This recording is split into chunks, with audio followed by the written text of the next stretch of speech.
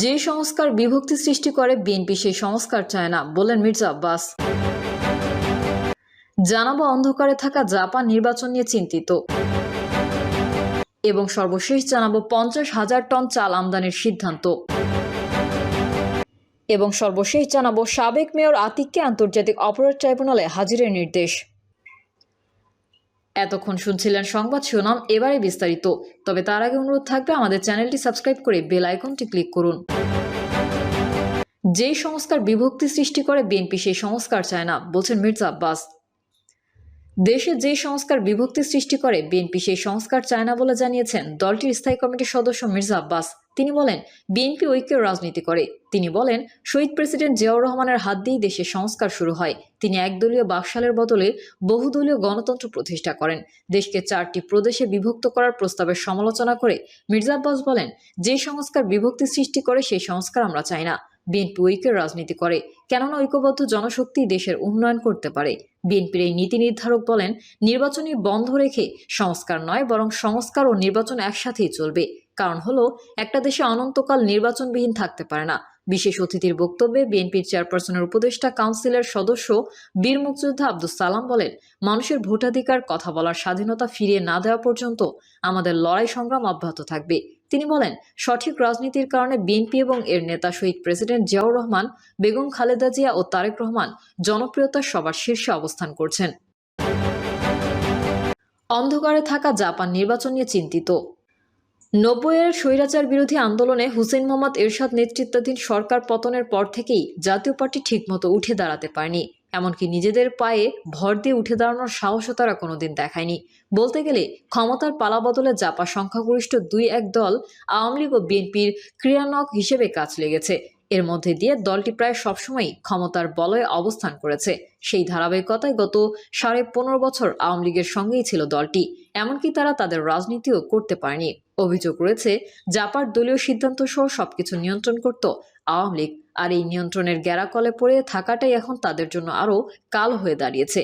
জানা গেছে, জুলাই আন্দোলনে জাতীয় পার্টি পূর্ণ সমর্থন ছিল। তাই ছাত্র জনতার আন্দোলনে 5ই আগস্ট আওয়ামী লীগ সরকারের পতনের পর জাপা ও অন্তর্বর্তী সরকার গঠন প্রক্রিয়ায় পরামর্শের জন্য সেনাবাহিনীর ডাক পায়। কিন্তু বৈষম্য বিরোধী ছাত্র আন্দোলনের সঙ্গে বিতণ্ডতায় জাপা ধীরে ধীরে সেই জায়গা হারিয়ে ফেলে। ফলে সরকারের সঙ্গে রাজনৈতিক দলগুলোর বৈঠকেও তাদের ডাকা হয় না।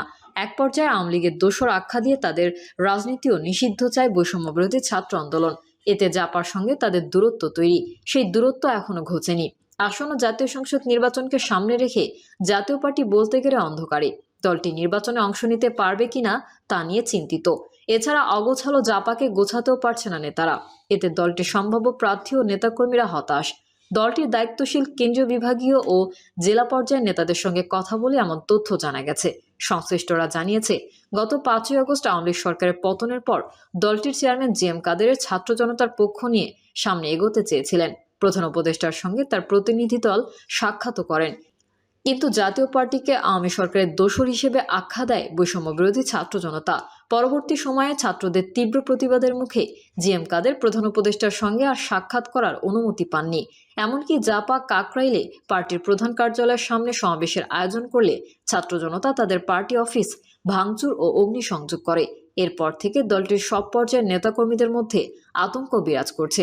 এদিকে দলটির চেয়ারম্যান জিএম কাদের, মহাসচিব মুজিবুল হক চুন্নু ও প্রেসিডিয়াম সদস্য ব্যারিস্টার আনিসুল ইসলাম মাহমুদ সহ বেশ কয়েকজন কেন্দ্রীয় ও বিভাগীয় নেতার বিরুদ্ধে মামলা রয়েছে। তাই তারা গ্রেফতার আতঙ্কে ভুগছেন বলেই জানা গেছে। সেই সঙ্গে আছে পার্টির মধ্যে বিভক্তি। এই কারণে তাদের আর রাজনীতির মাঠে দেখা যাচ্ছে না। সংশ্লিষ্টরা জানিয়েছে, পার্টি গোছানোর জন্য জেলা ও বিভাগীয় পর্যায়ে কেন্দ্রীয় নেতাদের সভা সমাবেশ এবং নতুন কমিটি করার কথা ছিল। এছাড়া গত অক্টোবরে দলটির কাউন্সিল করার কথা থাকলেও দ্বাদশ নির্বাচন ও দলীয় অভ্যন্তরীণ কোন্দলের কারণে কাউন্সিল করতে পারেনি। তবে বর্তমানে ঘরোয়াভাবে জাতীয় পার্টি ঢাকা মহানগর ও দলটির অঙ্গ সংগঠনের সঙ্গে মতবিনিময় সভা করছে। দ্রুতই জেলা, উপজেলা ও ইউনিয়ন পর্যায়ে নেতাকর্মীদের সঙ্গে মতবিনিময় শুরু করবে।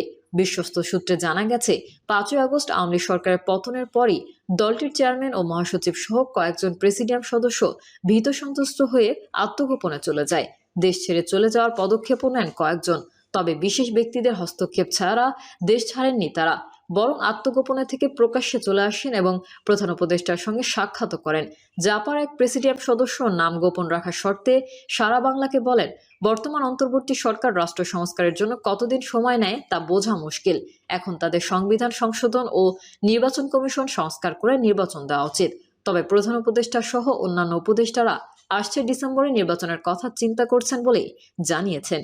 এক্ষেত্রে দেশের অন্যান্য রাজনৈতিক দল চুপ থাকলে জাতীয় পার্টিও ওই পথ অনুসরণ করবে। জাতীয় পার্টি এককভাবে কোনো পদক্ষেপ নেবে না। যৌক্তিক ও কৌশলী হয়ে জাতীয় পার্টি এই দুঃসময়ে রাজনৈতিক কার্যক্রম চালিয়ে যাবে। তবে অপর এক প্রেসিডিয়াম সদস্য সারা বাংলাকে বলেন, আগামী নির্বাচনে জাতীয় পার্টি অংশ নিতে পারবে কিনা তা নিয়ে চিন্তিত দলটির চেয়ারম্যান। কারণ বিক্ষুব্ধ ছাত্র জনতার রোষানলে পতিত আওয়ামী লীগ, বিশেষ করে ধানমন্ডি 32 নম্বরে শেখ মুজিবের বাড়ি ভেঙে দেওয়ার পর থেকেই পার্টির নেতাকর্মীরা বেশি আতঙ্কগ্রস্ত। সেজন্য দেশের সব জেলা, উপজেলা ও বিভাগীয় পর্যায়ের নেতারা দলীয় কার্যক্রম থেকে বিরত রয়েছে। এসব বিষয়ে জানতে জাতীয় পার্টির চেয়ারম্যান জিএম কাদেরের সঙ্গে যোগাযোগ করা হলে তিনি ফোন ধরেননি। তবে দলটির প্রেসিডিয়াম সদস্য অ্যাডভোকেট রেজাউল ইসলাম ভূঁইয়া সারা বাংলাকে বলেন, আমরা এখন দল গোছাতে ব্যস্ত, সেই জন্য বিভিন্ন পদক্ষেপ নেওয়া হচ্ছে। ঘরোয়াভাবে সাংগঠনিক কার্যক্রমের মধ্যে দিয়ে দল গোছানো ও আগামী নির্বাচনের জন্য প্রার্থী খুঁজে নেওয়া হবে, কারণ যুক্তি সময়ে নির্বাচন হবে। 50,000 টন চাল আমদানির সিদ্ধান্ত। এবার সিঙ্গাপুর থেকে নন বাসমতি সিদ্ধ চাল আমদানির সিদ্ধান্ত নিয়েছে সরকার।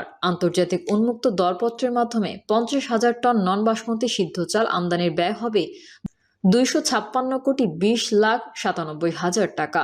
বৈঠক সূত্রে জানা গেছে, খাদ্য মন্ত্রণালয় থেকে উন্মুক্ত দরপত্রের মাধ্যমে সিঙ্গাপুরের Agro Corp International PTE LTD থেকে 50,000 টন নন বাসমতি সিদ্ধ চাল আমদানির প্রস্তাব উপস্থাপন করা হয়। উপদেষ্টা পরিষদ প্রস্তাবিত পর্যালোচনা করে অনুমোদন দিয়েছে। এই চালের প্রতি মেট্রিক টনের মূল্য ধরা হয়েছে 434.77 মার্কিন ডলার।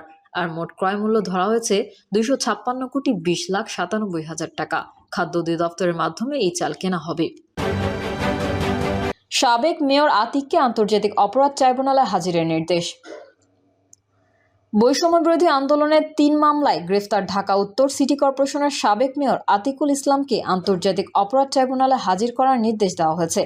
মঙ্গলবার ট্রাইব্যুনালের চেয়ারম্যান বিচারপতি গোলাম মর্তুজা চৌধুরী ও সদস্য মহিতুল হক এনাম চৌধুরী এই আদেশ দেন। এদিন ট্রাইব্যুনালে 3টি আবেদনের উপর শুনানি হয়। প্রসিকিউটর বিএম সুলতান মাহমুদ 2টি এবং গাজী মোনাওয়ার হোসেন তামিম 1টি মামলার শুনানি করেন। বিএম সুলতান মাহমুদ জানান, উত্তরা এলাকার কনস্টেবল হোসেন আলীকে রিমান্ডে নেওয়ার আবেদন করা হলে ট্রাইব্যুনাল আগামী 16 ফেব্রুয়ারি একদিনের রিমান্ড মঞ্জুর করেন। দ্বিতীয় আবেদনে ঢাকা উত্তর সিটি কর্পোরেশনের সাবেক মেয়র আতিকুল ইসলাম সহ আওয়ামী লীগের 6 নেতাকে গ্রেফতার দেখানোর